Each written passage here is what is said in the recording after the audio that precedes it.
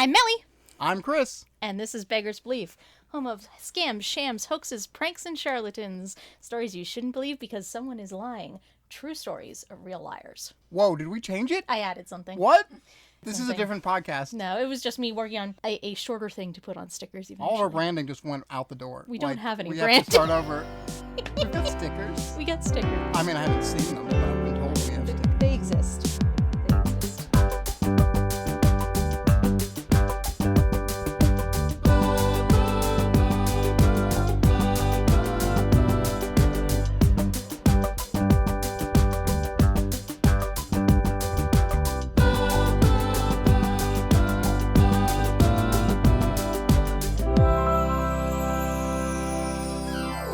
Chris, you just went on vacation. Sure did. Yeah, took the fam.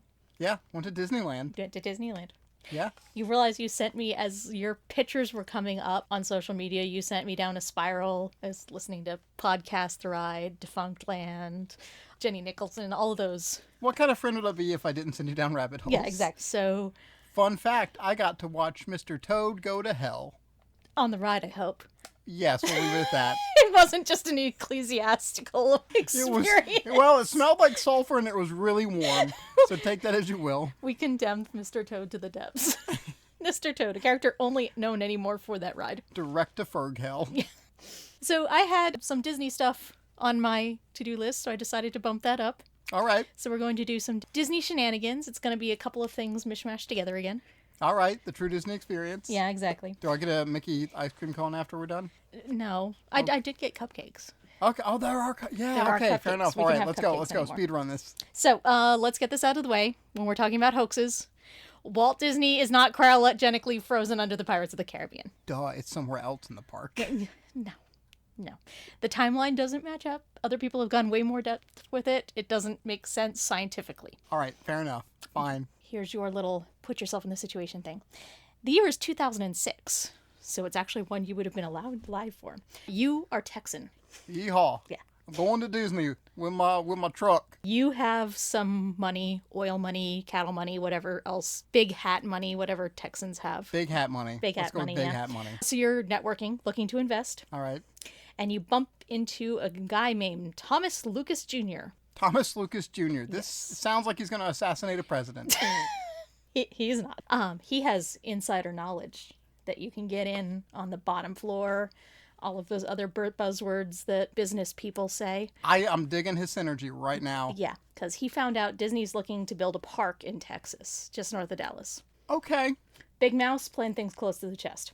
He has all the paperwork so you can look over, and there's going to be real estate investments going on all around the place, and you can get in on the bottom floor. You know what happens to property values around Disney parks, but he has all the hookups, all the things. You just have to hand over your money. So, okay, this sounds completely legit. I'm just going to take it out of my big hat. Yeah. Hand this gentleman my money. Yeah. So I'm guessing you can figure out what the hoax is on this one. Yeah, obviously. There's the other guy's not from Texas. So with what investors would have been looking at the time, right after 2001, tourism obviously dipped down, but things were starting to pick up. Parks were beginning to invest in growth. Disneyland Hong Kong had just opened. Resorts were being announced, new rides, attractions, overhauls to existing parks. Over the past 10 years, investors would have seen a lot of growth to Disney properties. There's also how Disney buys up property, because Disney has a tendency of buying up low-value property and building. There's the whole thing where they bought the property in Orlando under fake names. What? Yeah. Going totally off script here. Basically, because they were trying to buy up all these orange fields that really had no value, so they created all of these fake companies to buy them up. They have subsidiaries that they use to oh my gosh, of course they did. And you will appreciate this so much. They were all puns. Of course they were. Things like empty lots. I can't be mad anymore. I can't. That's what Imagineers do, Mel. I like that the one person is like, you create the shell corporation, you come up with the puns. Fun. You name it. Yeah. Oh, and that was the other thing. There was, in Virginia, in the 70s, they had tried to create Disney America. There was an entire Defunct Land episode on this. It's fantastic. I haven't seen that one. Yeah. What? It was going to be Virginia? an Americana-themed...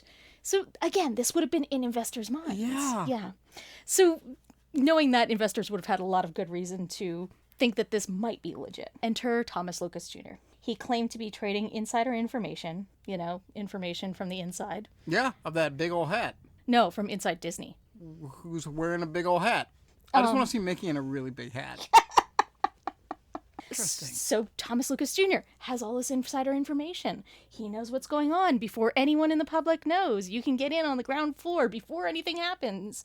But no, he claimed the park in Texas was going to be called Frontier Disney because what Texas needs is a Texas-themed theme park. And he was backing this up with paperwork. He had maps of the area, sketches of the park, concept designs.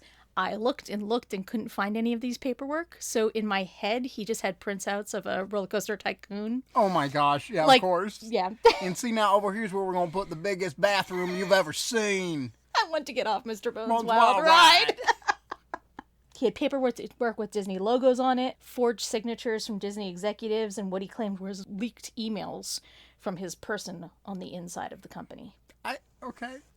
Like, honestly, big old hats off to this guy. Like, if you're going to scam people, this is a good way to do it. Like, I'm not making ideas. I'm just listening. Now, you're probably asking who this person on the inside is. Yeah. Who was this person on the inside? Well, depends on who he was talking to. Sometimes it was a childhood friend or somebody he knew he went to college with or high school with. Really just changed depending on who he was talking to. Because, my uncle's second cousins, best friends, groom's parties, third removed, roommate from badminton practice, also used to work at Nintendo when I was a kid. Yeah. So...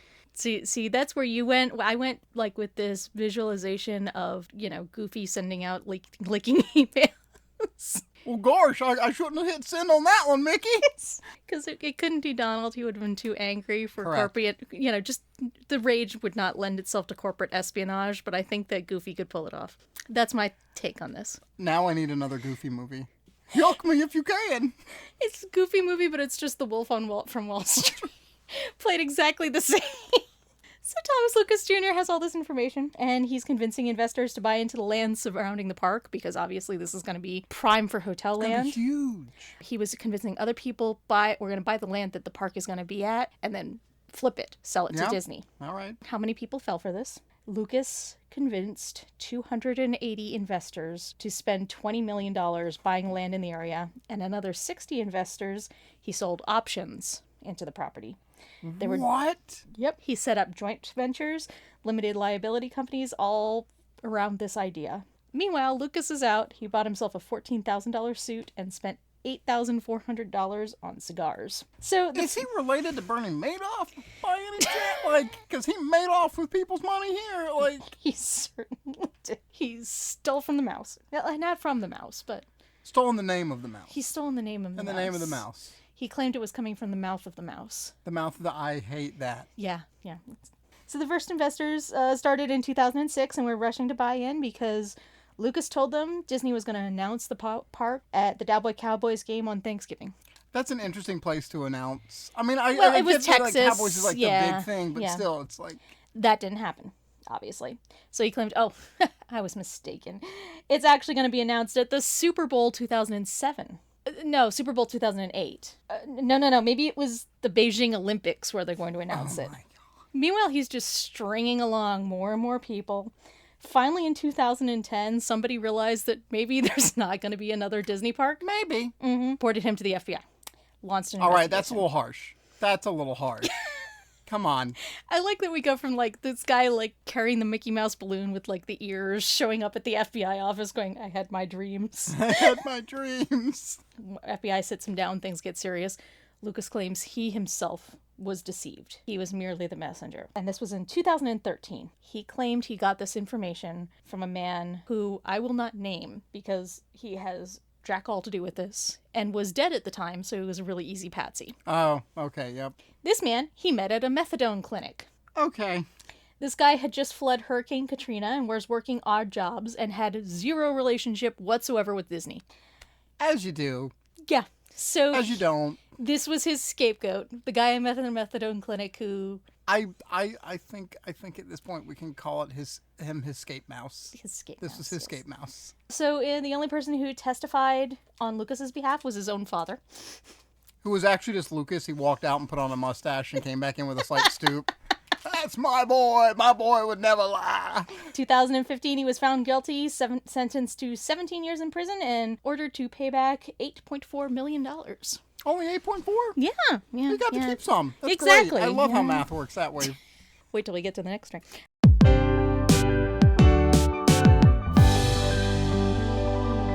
So we're going to move on to a Disney park that does exist, because like I said, this is going to be a mashup of a couple of things. Okay. One thing I didn't realize was how much of a mess it was back at opening day and the dedication at 1955 Disneyland.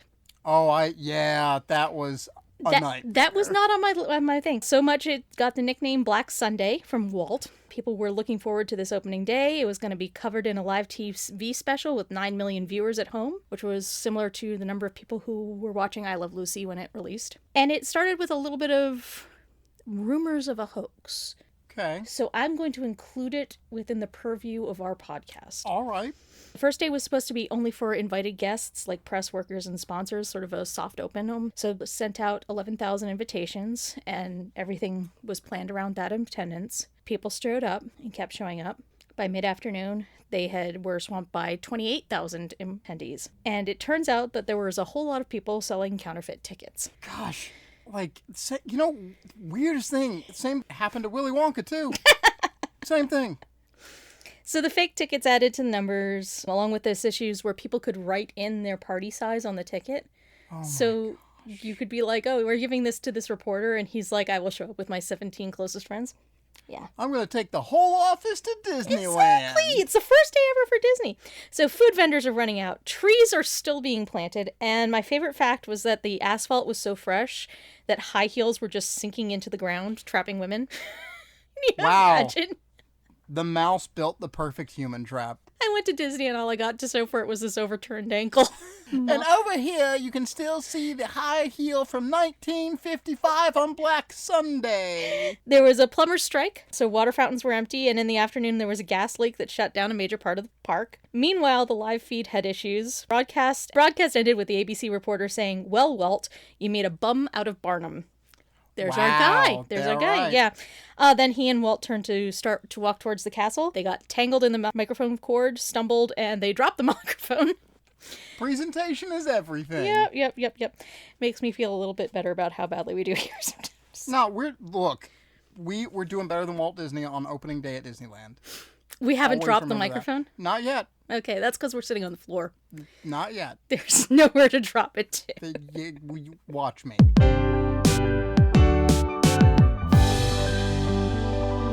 So let's talk about ghosts next. Oh. Yeah, we're going to jump to our next story. Are we going into the Haunted Mansion? We're going everywhere but the Haunted Mansion. This was on my docket for our October Spooky Month. Okay. But, I'm gonna accelerated timeline vacation. My fault. It's okay. I have plenty for Spooky Month, so I'm not too worried about it. So a guilty pleasure of mine is ghost compilation videos on YouTube. Oh yes. Yeah. Oh yes, I can send you a couple of. Oh yeah, Nuke's too. Top 5, Slapped Ham, all of those. Yep. I love debunking them. Yep. I love looking at them, and there's the ones that are obviously faked, but then there's the ones where something else has happened and it's been mistaken. And those are my favorite, when you can figure out that, oh shoot, that's just the light refracting off of Venus. It's a really specific. Sorry, I forgot car that headline. was from my time being in the Men in Black. Yeah, that's the standard protocol answer. Yeah. So there were these weird videos that were making the rounds, taken from security cameras at Disneyland, supposedly. Okay. Have you seen any of these? No. Okay. I don't know about this. They started back in 2009, so these are older. The first one shows a shadowy figure at night after the park closes, walking down the path from the Haunted Mansion. Okay. It's caught on 4 different security cameras, all synced up, same figures, multiple cameras. Some people said it's the ghost of a security guard. Some people have said it's the ghost of Walt itself. Went super viral. There's another one that came out. It's an inspector supposedly on the Tower of Terror, riding alone with a clipboard in hand, taking notes. And as the light flickers, figure appears next to him, figure appears behind him. This one, the first time I saw it, it actually gave me chills. It's creepy. There's one with a ghost called Mr. One Way, who supposedly rides next to the individual, disappearing as the ride goes on. And the security camera catches a see-through man getting on at Space Mountain next to a single passenger and then disappears. There's a shadowy figure in front of Snow White's grotto.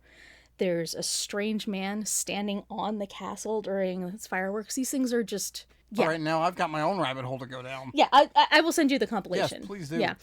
There's been a bunch of debunks of these over the years, one by another YouTube favorite. I am really exposing my YouTube addiction in this episode, aren't I? No, it's fine. You tell you what, for one of our Patreon episodes, eventually, what if you and I just take turns reading off our YouTube search history? No. Okay. Okay, I tried. No. Because I don't want to read mine either. No one reads my search history. I don't even read my search history. But yeah, there was a debunk by Captain Disillusion. Have you seen him? No. I have to send you everything. Send me, Mel, he is fantastic. He is fantastic. But we now know the definitive proof, not just a speculative debunk. Okay. And it's all because of viral marketing for Toy Story. Wait. What? Hold on. My brain is trying to come to a conclusion without the context, and I am not What? I love the facial expressions you went through right there. So the villain of Toy Story 3. Yes. Lotso Huggin' Bear. Yes. Just came up in trivia last week. One of the ways they advertised the film was to create a fake 1980s commercial for the Stuffy. And they added it to compilations of real commercials. Okay. From the 80s. Basically, they were trying to gaslight like Gen Xers and elder millennials, was this a real character? This? Exactly. Yeah. I had that. I must have had that. It sat right next to my Teddy Ruxpin. I think everyone put like AC/DC and Teddy Ruxpin, didn't they? Probably. Yeah. My mom put a lot of Shania Twain. So this got noticed and was a fairly large thing where it was like, what? No, this wasn't a real thing, but the commercial was very convincing. So jump forward exactly 10 years, which makes me suspect that this was when an NDA expired. Filmmaker Christopher Cantwell admitted he was the one who produced the fake Lotso commercial. Okay. On the behest of Disney. And then the dam burst. And he admitted, oh yeah, I also created all those Disneyland ghost videos. And I'm going to quote. The famous Disneyland ghost videos. Yep, us. Stuntmen dressed in white, cleaned over clean footage and throughout VFX overlays shot in the park overnight. I love that they live on. Haunted Mansion CCTV, Space Mountain, Tower of Terror. Our stuntman was on a crane behind the castle during the fireworks show. Haunted Mansion was filmed from the roof of the Pirates of the Caribbean. We were in Space Mountain for hours with the house lights on. What? That's a tweet that he sent out. That's... Just admitting that I did it.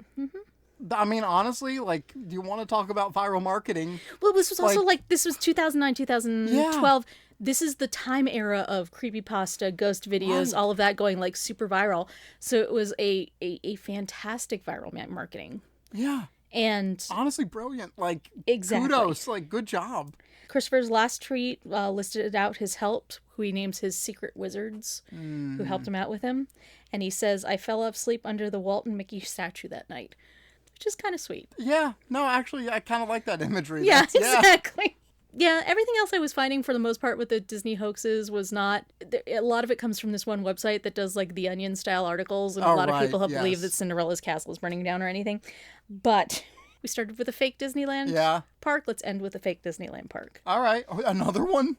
So last year, 2023, a post went viral which showed a screenshot of a Wikipedia page. Okay. It was for Disneyland, Oklahoma. Are you... Which supposedly was built by a man named Zachariah Richard in 1987. The park wasn't actually associated with the actual Disney, but was built after this Zachariah realized that the patent for Disneyland was misspelled.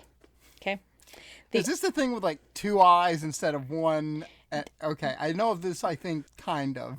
Yes. The article states that the park was destroyed in 2022 when the International Space Station fell on it.